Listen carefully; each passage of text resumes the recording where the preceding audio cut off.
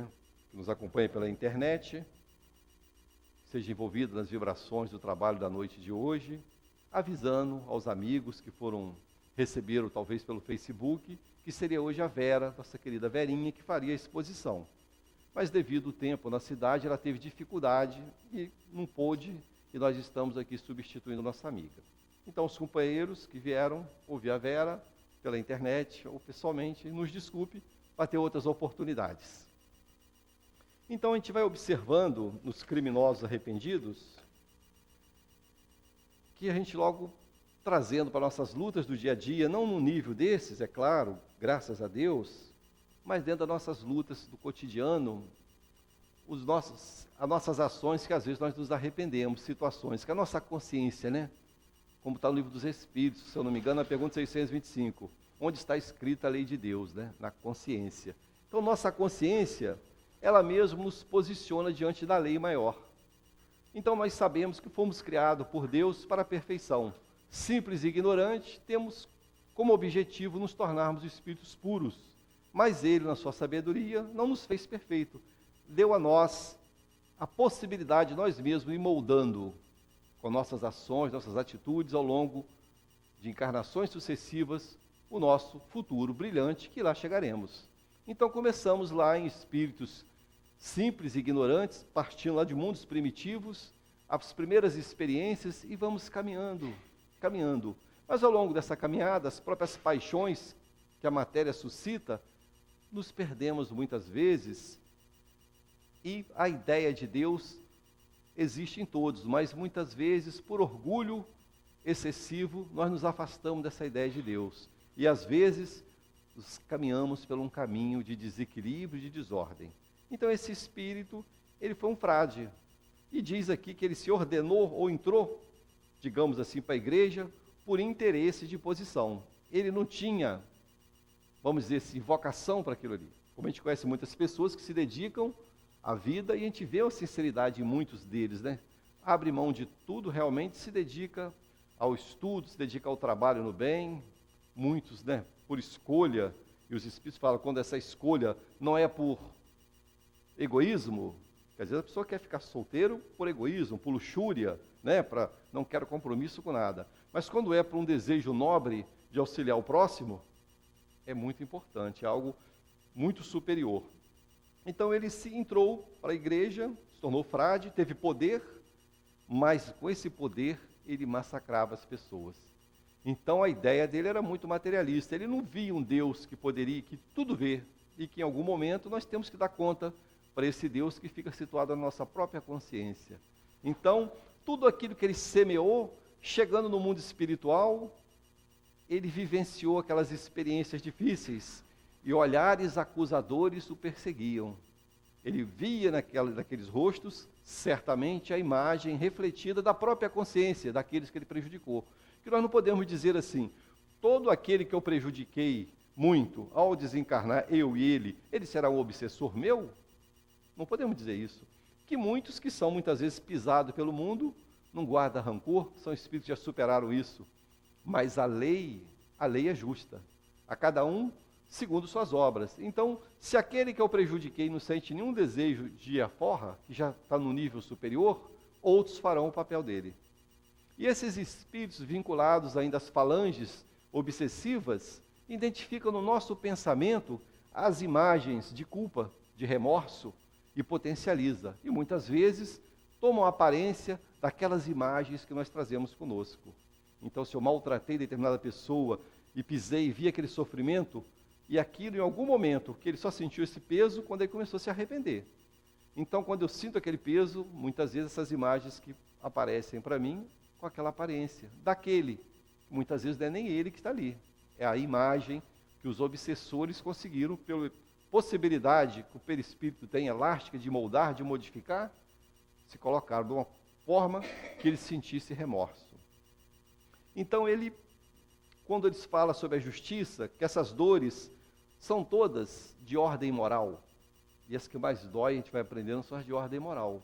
São dores morais, aquilo que fica marcado de forma muito firme em nossos corações. Mas ele não conseguia nem ouvir direito isso, só ouvia os perseguidores, a ação que vinha sobre eles.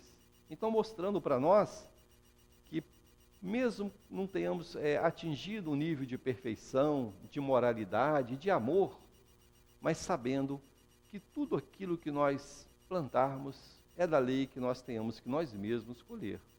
Então, isso fica para nós. Que nós podemos pensar assim: o mundo de provas e expiações onde vivemos, que os Espíritos dizem que é um mundo de ordem inferior ainda, onde já existe um progresso intelectual, mas a moralidade ainda está em desenvolvimento, está embotada ainda. Tanto é que a gente vê as guerras, a gente vê pessoas com poder pisar o outro, outros que desviam grandes recursos da saúde, das merendas. Então a gente vê que existe um grande conflito de moralidade. E a gente fica, muitas vezes, pensando assim: poxa, como tem pessoas que são capazes disso. Mas julgar é muito difícil, porque nós não sabemos, nós diante de um cargo de grande poder, num ambiente com muita ação de corrupção, de poderes diversos, como nos comportaríamos. Nós podemos até dizer: não, eu não faço mais isso. Que bom que a gente consiga não sucumbir.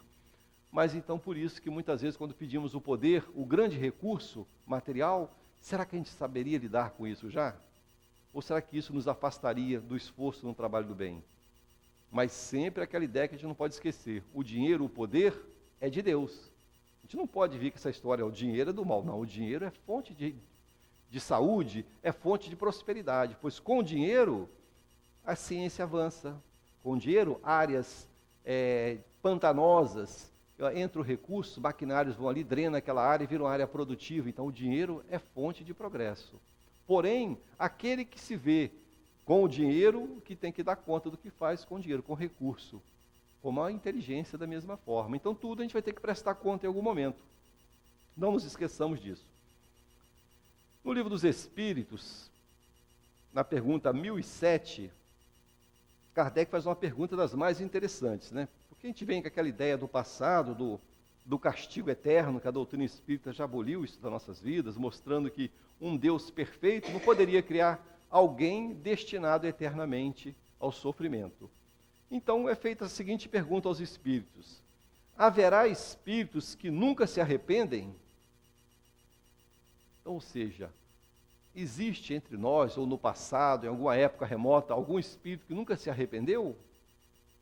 Aí os espíritos colocam aqui para nós assim: há os de arrependimento muito tardio, porém, pretender-se que nunca se melhorarão, fora negar a lei do progresso e dizer que a criança não pode tornar-se homem. Então, mostrando que nós temos que caminhar. É um aguilhão que nos impulsiona, mesmo que eu queira continuar vinculado às situações que não me caminham para o bem e para o progresso, a própria lei vai me burilando que eu tenho que caminhar, não tem jeito. É como a gente quando vai nessas praias aí, da região, nas cachoeiras, a gente vê aquelas pedras toda lisinha, né? Você pega as pedras perfeitas, você não vê ponta. Aí você fala: meu Deus, essas pedras devem ter batido tanto uma na outra ao longo dos milênios, rolando para lá, rolando para cá, e assim somos nós. Os espinhos são as imperfeições, é o orgulho, o egoísmo, é a raiva, e isso, pelo processo do burilamento, reencarnando, desencarnando, vindo em condições que dobra nosso orgulho muitas vezes, nós vamos nos transformando em pedras buriladas, onde a gente não espeta a mão de ninguém. Um dia seremos assim. E no livro Céu e Inferno também, tem um trecho que é maravilhoso. O livro todo é bom, mas tem um trecho que fala do Código Penal da Vida Futura. Allan Kardec, a gente inclusive aqui ao longo do estudo já falamos sobre isso também. Ele enumera, se eu não me engano, 32 pontuações.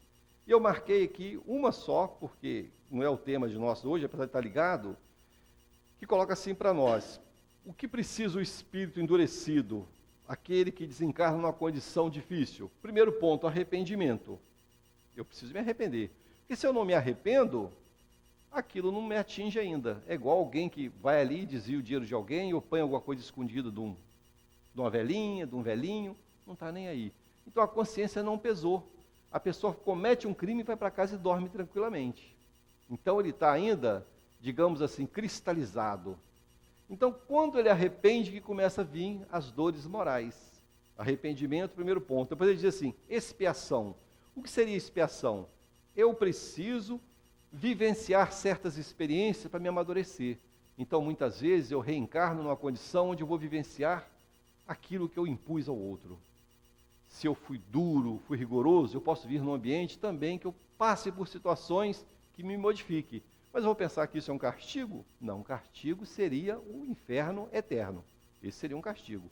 Mas se eu entro numa situação dessa, que vai ser dura para mim, mas que isso me dá a oportunidade de me tornar melhor, então é bom, expiação. E por último, a reparação, ou seja, ter a oportunidade de vir com aqueles que eu prejudiquei e ter a oportunidade de devolver aquilo que eu tirei. Se eu fui um mau pai no passado por um filho que se desencaminhou, eu me preparar, pedir novamente a oportunidade que ele venha comigo de novo, para me oferecer a melhor educação. Se eu desviei dinheiro e me tornei rico, poderoso, eu poderei, muitas vezes, esse espírito que eu prejudiquei, vir no meu grupo familiar, em algum momento, por uma herança ou por alguma outra forma, eu devolver esse dinheiro para ele. Então, tem uma série de mecanismos. A lei é de justiça. Então, reparar, arrepender, expiar e reparar. Então, todos nós vamos caminhando dessa forma. É claro que nas nossas orações a gente pede assim: Senhor, me ajude que eu consiga, pelo amor, não pela dor, que pelo amor eu possa modificar minhas tendências que eu trago do passado, os vícios, as paixões que ainda estão no meu coração, que eu ainda não venci. Me ajude, Senhor, que ambientes que eu possa frequentar, isso possa ser moldado, trabalhado, para que eu novamente não caia nos mesmos erros e não precise passar por situações de tantas dores e conflitos. Então, todos nós temos que pensar assim que habitamos nesse planeta. As dores que nos visitam em algum momento, todas elas estão ligadas às nossas necessidades. Por mais que não compreendamos. Por exemplo, às vezes a gente vê, eu estava ouvindo esses dias um áudio, onde o escritor Haroldo Dutra Dias, comentando que uma mãe, um pai, se eu não me engano, um pai o procura dizendo assim para ele: olha, a minha esposa e meus filhos, meus 2 ou 3 filhos, não me lembro bem, desencarnaram no acidente. Eu vim cá pedir uma palavra que eu estou agoniado. E falou assim: meu Deus, o que eu falo para esse pai? Aí fiz oração a Deus, mentalizou e pedindo socorro. O que você vai falar para uma mãe e para um pai diante de um quadro desse? É dar um abraço, falar assim: olha, crê em Deus, crê na sua justiça. Aquele ente querido que por alguma razão saiu da sua vida nesse momento, é temporário. Vocês se reencontrarão novamente. Nós somos espíritos, vamos viver um tempo curto no corpo e vamos nos encontrar. Mas se eu for daqueles que me revolto contra Deus, fico brigando com Deus, com a justiça de Deus, esse tempo de reencontro pode se tornar mais longo. Porque eu mesmo não estou permitindo que aquilo que está acontecendo comigo tenha alguma implicação com a lei maior. Porque Deus não é caprichoso. Deus não vai impor a nós um castigo só por capricho. Estaria comparando Deus com aqueles poderosos equivocados do passado, que simplesmente levavam a dor ao outro só por prazer. Não. A dor que nos visita e que nós não provocamos ela nessa existência por teimosia nossa, está ligada às nossas necessidades. Então vamos pensar assim: Senhor, que eu seja resistente, que eu seja, que eu possa olhar para a sua justiça de maneira equilibrada, sem duvidar. Eu tenho a certeza que tudo isso tem uma razão de ser. E eu superarei, caminharei com segurança. Então, com esse pensamento, a gente olha mais adiante. Para nós ainda é difícil olhar como espírito. Nosso pensamento ainda fica muito moldado numa única existência. Aqui e agora, não é? Aqui e agora. Mas os espíritos falam que isso passa rápido. E a gente pensa que não, mas um dia desse, olhando aqui, vejo que a maioria são jovens, mas nós, um dia desse, a gente era uma criança de colo. Então o tempo passa. Passa. E daqui a pouco, nós fatalmente teremos que retornar ao mundo espiritual. É da lei? E aí? Retornaremos ao mundo espiritual? Estaremos de frente com a nossa consciência e que possamos nós dar testemunho. Me esforcei para andar direito, me esforcei para não prejudicar o outro, não tentei me projetar, crescer em cima da desgraça alheia, porque senão, como o nosso companheiro vem dizer, eu terei que dar conta. E eu estou olhando aqui no início dessa passagem que o Espírito nos traz, Ele se manifestou em 1862 e ele desencarnou em 1704, 158 anos. Olha só, hein? 158 anos numa situação de sofrimento. Sofrimento atroz. É o quadro que ele nos coloca aqui. Vê imagens, vê perturbações, dentro daquilo que ele estudou, que ele acreditou não, entre aspas, né? Do inferno eterno, ele se via no inferno, no fogo. 158 anos de desencarne, com aqueles mesmos pensamentos tribulados de perturbação. Então, por isso que a gente observa que quando o Dr. Herman nos fala da necessidade, nós irmos nos preparando, que vamos chegar ao mundo espiritual e preparando para lidar com as coisas materiais de uma forma diferente, não nos apegarmos excessivamente a certas coisas, que isso pode nos prender e gerar sofrimento. Então, caminhar com segurança, olhar para frente, saber assim, olha, eu vou fazer meu melhor enquanto estiver aqui, vou me esforçar, que aí que é difícil, né? Para lidar com as pessoas difíceis que cruzam meu caminho. Porque a lei é tão perfeita, que uma força magnética tão grande atrai aqueles que têm compromisso com os outros. A gente pode dizer assim, meu Deus, no meio de milhares de seres humanos, eu fui encontrar essa criatura no meu caminho. Mas era nossa mesmo, não tem jeito. Você mora lá no noroeste fluminense e encontra aqui na região dos lagos. Vem lá do nordeste e encontra, meu Deus, eu vim de tão longe para encontrar uma criatura dessa no meu caminho. É o seu compromisso, é da lei. Mas graças a Deus o Senhor providencia e permite que espíritos bondosos também se aproximam. Então a gente encontra aqueles difíceis, outros melhores, no próprio lar, na própria família, e isso aí dá o equilíbrio para a gente caminhar. Então isso é muito importante, né? No livro de André Luiz, psicografia do médium Francisco Cândido Xavier, o livro Libertação, eu anotei uma pequenina fala muito interessante, está entre aspas, dizendo assim: a nossa memória é um disco vivo e milagroso. Ela não se apaga, fotografa as imagens de nossas ações e recolhe o som do que falamos e ouvimos. Por intermédio dessa memória, que não se apaga, somos condenados ou absolvidos dentro de nós próprios. Somos nós mesmos o próprio juiz. Então, olha só como as leis são perfeitas, né? Nós absorvemos. Então, as palavras, as ações, tudo isso, vamos pensar assim, é um HD, né? Está absorvendo todas as informações. E a gente pensa que tem coisa que passou, perdeu. A gente vê que não é assim, né? Às vezes a gente ouve uma música lá do passado, a gente fala, meu Deus, nunca tinha ouvido essa... A gente não perde.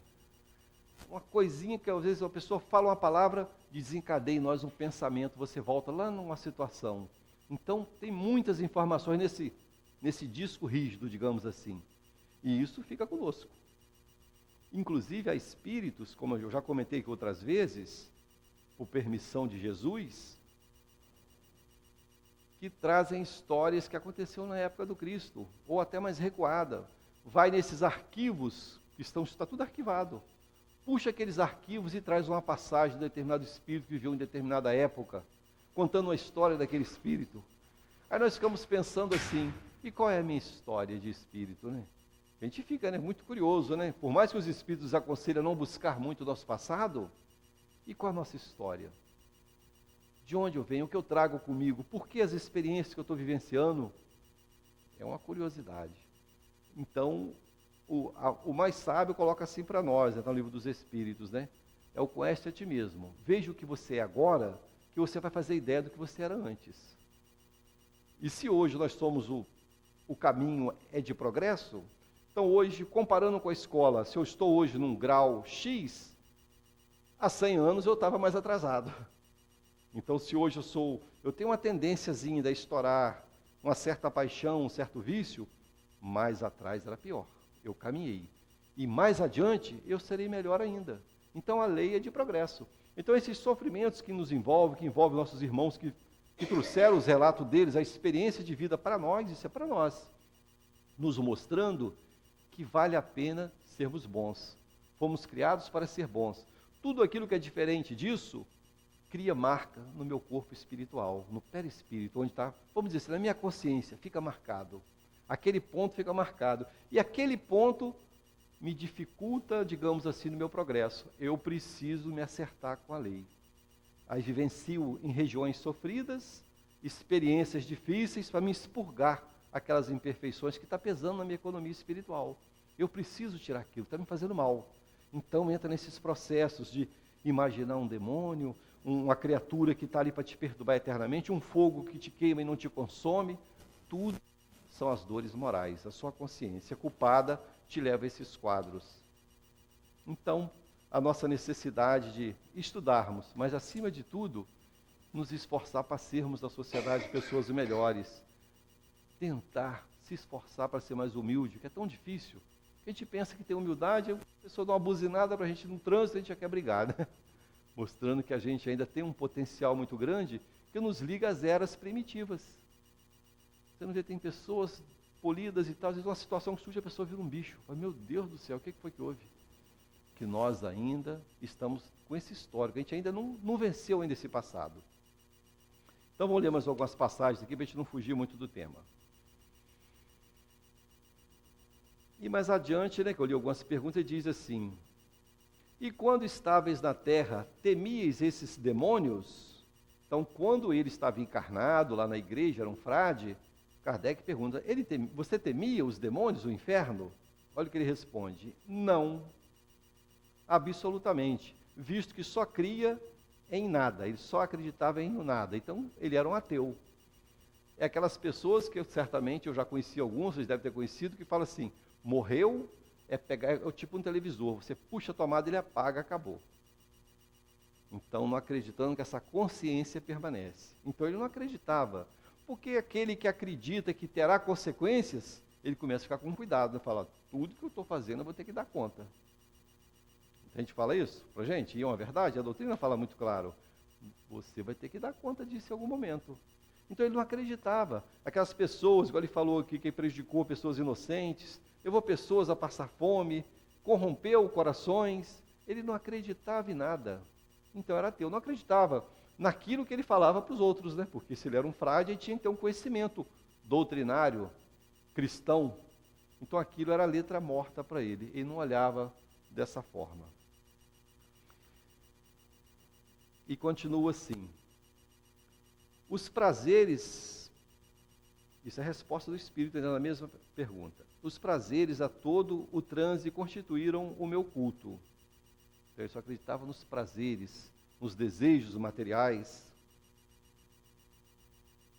E pois que lhe consagrei a vida, as divindades do inferno não mais me abandonaram, nem abandonarão. Então ele já retrata a situação dele de espírito, que ele se vinculou com seres, quando ele fala divindades do inferno, ou seja, seres infernais se vincularam a ele. Então quando ele chegou no mundo espiritual, ele não acreditava em nada, mas ele viu situações espirituais, imagens que o perseguiam, sofrimentos, via aqueles que atormentavam ele, e ele tinha dificuldade de buscar coisa melhor.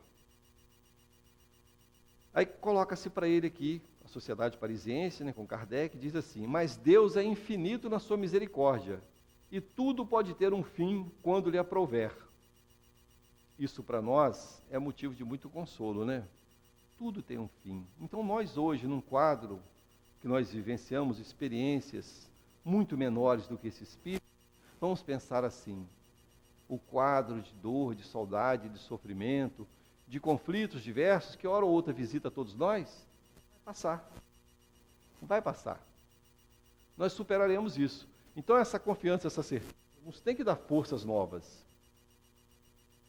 Então Deus que é infinito em misericórdia, tudo pode ter um fim quando lhe aprouver.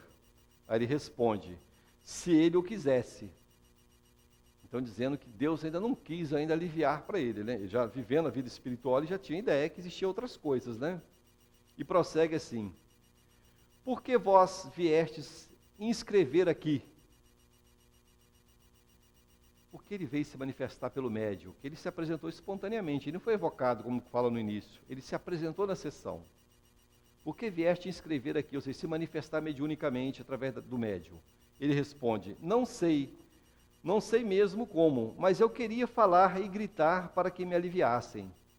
Então, serve para nós nessas coisas pequenas, a necessidade do desabafo, né? Então, os espíritos bondosos, já vendo uma possibilidade nele de começar um tratamento, 158 anos, hein? Desencarnado. Já aproximaram ele de um local. Nós sabemos que diversas casas espíritas, como essa aqui, por exemplo, tem atendimento na desobsessão. Se chama desobsessão, que é, na verdade, um atendimento fraterno aos desencarnados.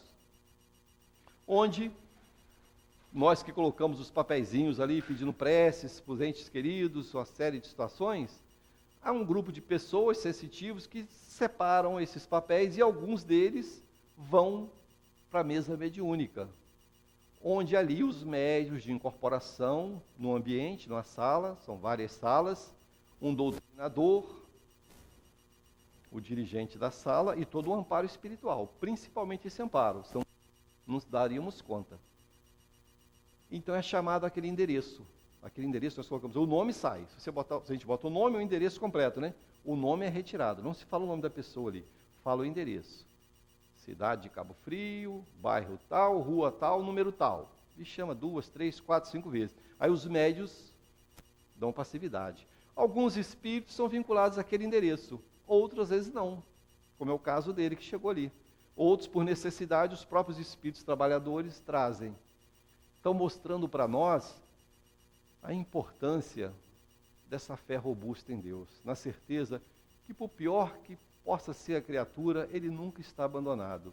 Que nos ambientes mais tenebrosos do mundo espiritual, conforme André Luiz nos apresentou, as colônias espirituais, as zonas umbralinas, e mostrando que essas zonas umbralinas, também, conforme o oceano, tem níveis de profundidade, entre aspas, né? Só para figurar a ideia, né?